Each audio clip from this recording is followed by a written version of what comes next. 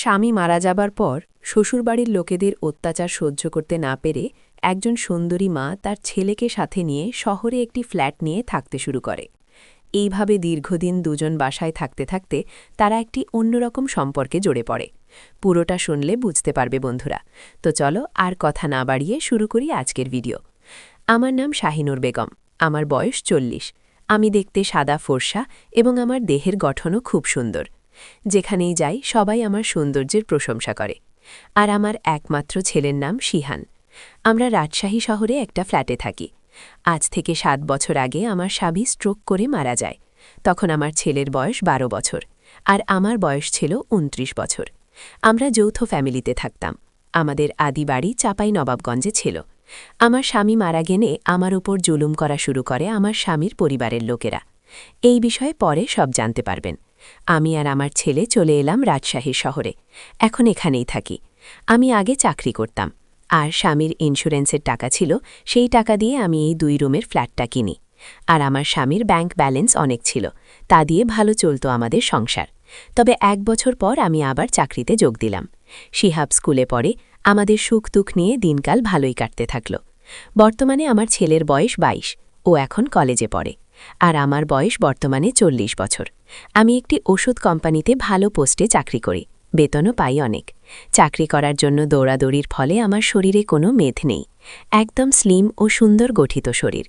ছেলেকে আমি ভীষণ যত্ন করি ও ভালোবাসি, বিশেষ করে ওর বাবা মারা যাওয়ার পর। দুজন দুজনকে আঁকড়ে ধরে বেঁচে আছি। আমি রোজ সকালে উঠে ওর রুমে যেতাম। ও যেদিন থেকে একা ঘুমানো শুরু করল, আমি তখন থেকে সকালে উঠে দেখতে যেতাম ও ঠিক আছে নাকি। খুব কেয়ার করি আমি ওর। রোজকার মতোই শিহাব ওর ঘর থেকে বেরিয়ে ফ্রেশ হয়ে প্রতিদিনের কাজ ছেড়ে রান্নাঘরে আসলো। আমি তখন ব্রেকফাস্ট তৈরি করছিলাম। তখন এসে রোজকার মতোই আমার পাশে দাঁড়াল। আমি ওকে একটু মুচকি হাসি দিলাম আর বললাম, টেবিলে গিয়ে বসো, আমি খাবার আনছি। এরপর আমরা খাওয়া দাওয়া সেরে নিলাম আর রোজকার মতো দিনটা কেটে গেল। পরের দিন সকালে আমি যখন ওর ঘরে যাই, তখন দেখি ও আমার নাম নিয়ে কি যে তা বলছে। আমার আর বুঝতে বাকি রইল না। ও গিটার বাজাচ্ছে আর নাম ধরে বাজে কথা বলছে। ওর এই কান দেখে আমার চোখে জল চলে এলো, আর ওর ঘর থেকে দৌড়ে বেরিয়ে আসলাম আর বসে পড়ে কাঁদতে থাকলাম। একটু পরে ও আমার ঘরে এসে আমার কাঁধে হাত রাখল। আমি তখন চমকে উঠলাম আর প্রচণ্ড রাগে দাঁড়িয়ে ওকে এক থাপ্পড় দিলাম আর বললাম, এত এত বাজে তুই আমাকে মনে করে ওটা করতে পারলি? ও বলল, সরি আম্মু, আমার অন্যায় হয়ে গেছে, আমি আর করব না। আমি বললাম, তোকে এত এত কষ্ট করে আগলে রাখলাম, এত কিছু করে তোকে বর করলাম, আর সেই তুই কিনা আমাকে নিয়েই? আমি ভাবতে পারছি না। ও বলল, যা হয়ে গেছে তা নিয়ে ভেব না, আমি আর কখনো এমন করব না। আমি বললাম, তুই খাবার খেয়ে কলেজে যা, সন্ধেবেলা অফিস থেকে ফিরে কথা বলবো। তখনও খুব ভয়ে ভয়ে খাবার খেয়ে রেডি হয়ে কলেজে চলে গেল। শিহাব কলেজ থেকে বাড়ি ফেরে 4টের দিকে, আর আমার আসতে আরও প্রায় 1 ঘণ্টা। আমি 7টা নাগাদ এসে কলিং বেল বাজালাম। শিহাব দরজা খুলে দিল আমার দিকে না তাকিয়ে। তারপর ও নিজের ঘরে বসে পড়ার ভান করতে থাকল। আমি বাথরুমে গিয়ে হলাম। এরপর সুন্দর একটি শাড়ি পরে, চুল সুন্দর করে ছেড়ে দিয়ে হাতে একটা প্লেট, তাতে ফিশ ফিঙ্গার নিয়ে ওর ঘরে গেলাম। আমি মাঝে মাঝেই অফিস থেকে ফেরার পথে খাবার নিয়ে আসতাম। আমি ওর হাতে খাবারের প্লেট দিয়ে বললাম, কলেজ থেকে এসে তো কিছু খাসনি, আয় ফিশ ফিঙ্গার খেয়ে নে। এই বলে আমি ওর পড়ার টেবিলের আরেকটা চেয়ারে বসলাম। তারপর দুজনে খাওয়া শেষ করলাম। খাওয়া শেষে আমি ওকে বললাম, বাবু, সকালে তোর গায়ে হাত দেয়া আমার ঠিক হয়নি, তুই এখন বড় হয়েছিস। কিন্তু আমার তখন খুব রাগ উঠে গিয়েছিল। আমি গলা ভারী করে এগুলো ওকে বললাম। আরও বললাম, এই সময় বয়সের অনেক পরিবর্তন আসে, তাতে তুই যা করেছিস তা হওয়া স্বাভাবিক, কিন্তু নিজেকে সংযম করতে হবে। এই বলে আমি একটু কেঁদে উঠলাম। তারপর একটু সামলে নিয়ে বললাম, তোর কোনো গার্লফ্রেন্ড নেই, কাউকে পছন্দ করিস না? ও একটু লজ্জা পেয়ে বলল, না। আমি ওকে অল্প হাসির ভান করে জিজ্ঞেস করলাম, কেন, তোর কলেজে কোনো সুন্দরী মেয়ে নেই? যদিও কলেজটা পড়ার জায়গা, কিন্তু তোর যা অবস্থা, তোর জীবনে প্রেম আর প্রেমিকা আসাটাই ভালো। ও একটু সহজ হয়ে বলল, আমার যে কাউকে মনে ধরে না। আমি বললাম, ফেসবুকে মেয়েদের সাথে কথা বলিস না? ও বলল, বলি, কিন্তু এমনি সাধারণ। আমি বললাম, কেন, তোর কি কম বয়সী মেয়েদের পছন্দ না, নাকি শুধু আমার মতো বয়স্ক মহিলাদের পছন্দ? আমার কথা শুনেও চুপ হয়ে রইল।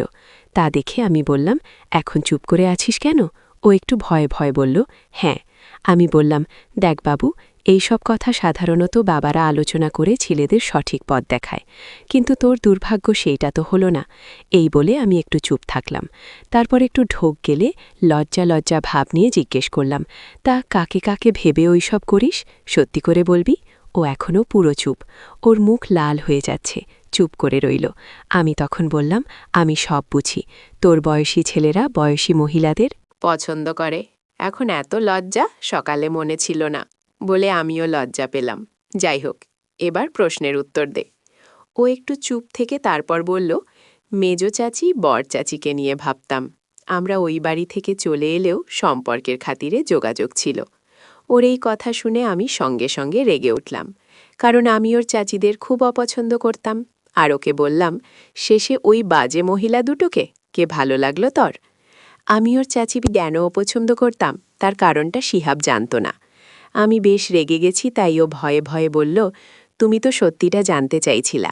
তবে আমি ওর কথা শেষ না করে দিয়ে বললাম, হ্যাঁ, ওদের তো ভালো লাগবে। ওদের বাড়ি গেলে যে মিষ্টি মিষ্টি কথা বলে, যেন তোকে ভালোবাসে, আর তুই ওদের নিয়ে ভাবিস। এত ভালো যখন, ওদের কাছে থাক। ও বলল, এত রেগে যাচ্ছ কেন? তুমি ওদের এত হিংসা করো কেন? আমি বললাম, ওরে আমার ছেলে, আমি হিংসুটে, আর ওরা খুব খুব ভালো। জানিস ওরা কি বলেছিল আমাদের নিয়ে? আমি খুব রাগে কথাগুলো ওকে বললাম। তা দেখেও খুব ভয় পেয়ে চুপ করে আছে। আমি বললাম, আমরা ওই বাড়ি থেকে চলে আসার সময় তোর বর চাচি তোর মেজ চাচিকে বলে, ওই তো শাহিনুর যাচ্ছে, আলাদা থাকবে, স্বামী হারিয়ে ছেলেকে নিয়ে সংসার করবে। এখানে থাকলে তো আর ওই সব চলবে না।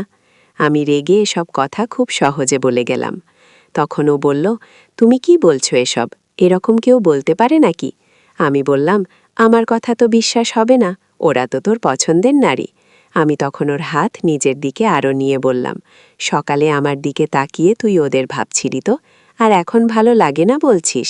আমি তোকে কষ্ট করে বড় করলাম, নিজে রাতের পর রাত একা পার করলাম, আর সেই তুই ওদের নিয়ে ভাবিস? এই বলে আমি কেঁদে দিলাম। তখন ও বলল, আমি একমাত্র তোমাকে ভালোবাসি, ওদের কথা ভাবি না শুধু। তোমাকে ভাবি, তুমি আমার সব। আমি বললাম, মিথ্যা বলিস, আমি তোর কাছে কিছু না, ওরাই সব। এই বলে আমি ওকে কাছে টেনে নিলাম। ও বলল, আমার একমাত্র পছন্দের নারী তুমি। আমি বললাম, সেই তোর বাবা মারা যাওয়ার পর থেকে একা হয়ে আছে, আজ থেকে আমি তোর, আজ থেকে তুই আমার সব। এটা বলার পরপরই ও আমাকে আঁকড়ে ধরে তুলে বিছানায় নিয়ে গেল। এরপর যা হওয়ার তাই হলো। খেলাধুলার পর আমরা গোসল সেরে রাতে খেতে বসলাম। অর্ডার করে রাজশাহীর ফেমাস কালাবোনা, আরবি আর বিরিয়ানি এনে খেলাম। দুজনের এখন আর কোনো কষ্ট নেই।